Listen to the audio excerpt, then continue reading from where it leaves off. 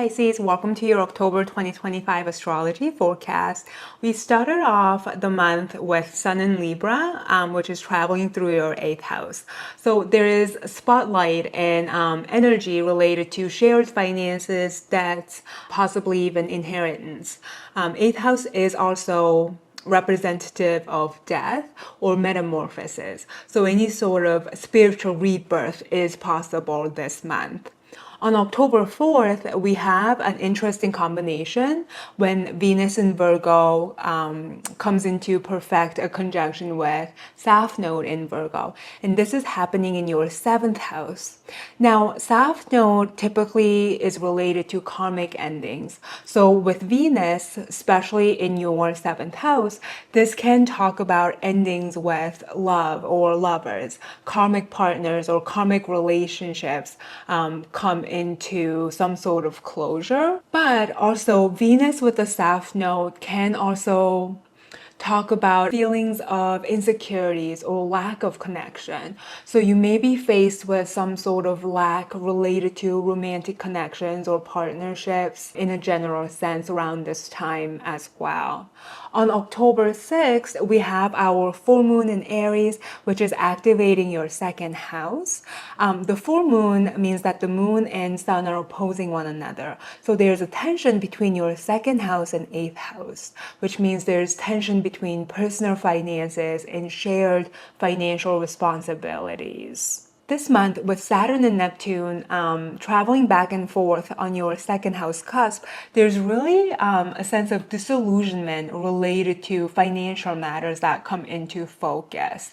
There may even be lessons related to financial independence, financial freedom, or shared obligations. Something is just not as you wish them to be. So that sort of issues or theme may be causing a sense of imbalance for you, especially in relationships. This full moon is also extra potent because on the same day, Mercury is traveling into Scorpio, into your 9th house. And as it does that, it's squaring off with Pluto in Aquarius, which is in your 12th house. When Mercury faces off with Pluto in this position, typically there is some sort of hidden truths that's being revealed or unpleasant information surfaces. And this can be very well related to financial resources and financial matters.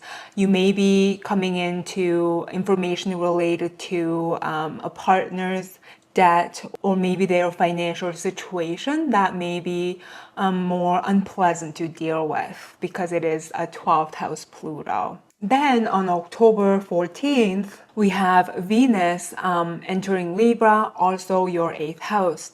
So again, there is this theme of 8th house energy coming into focus, coming into emphasis over and over again this month. With Venus entering the 8th house, it's opposing that Saturn and Neptune in your 2nd house. Opposition is a difficult aspect to deal with because it's like tug of war. There is conflict and there's tension between the two energies. And this can obviously, again, talk about shared resources, disillusionment related to financial stability.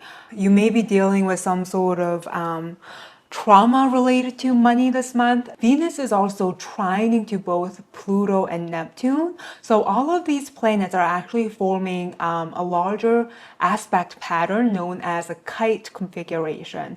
Venus opposes Saturn and Neptune, and Venus trines Pluto and Uranus. And that Pluto and Uranus are sextile to Saturn and Neptune.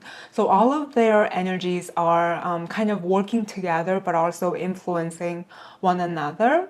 And Pluto in your 12th house is really talking about some sort of behavior patterns related to finances that could be stemming from your childhood or upbringing or family dynamic with that Uranus on the 4th house cusp. So there's something that you have to deal with on a more grand scheme. So this aspect pattern is really pointing to the fact that you may have unconscious behavior pattern of possibly choosing similar kind of financial situations, similar kind of partners that bring same issues related to finances that stem from your upbringing or what you were conditioned to believe about money.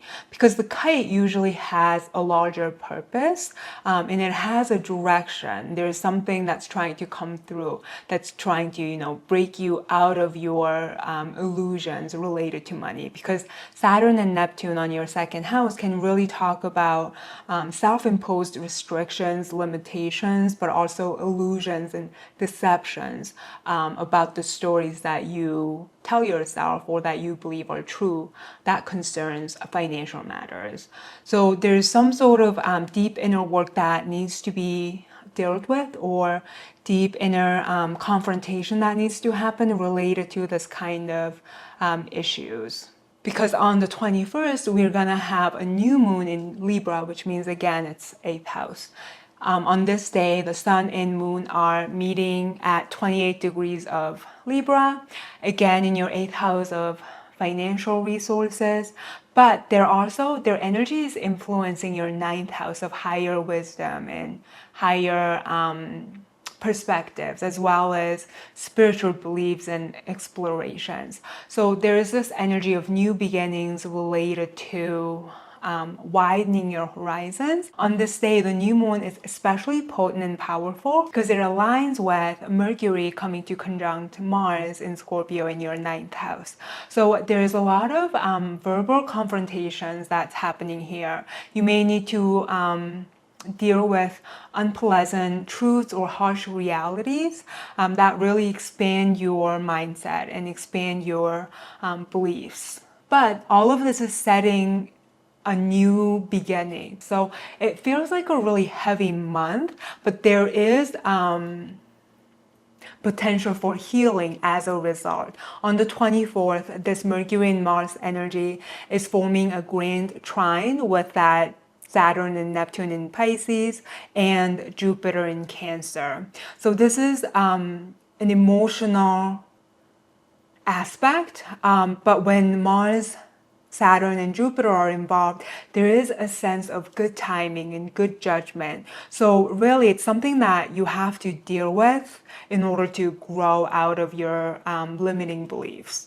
And this has a lot of potential for healing and rejuvenation related to what you believe is possible for you when it comes to money.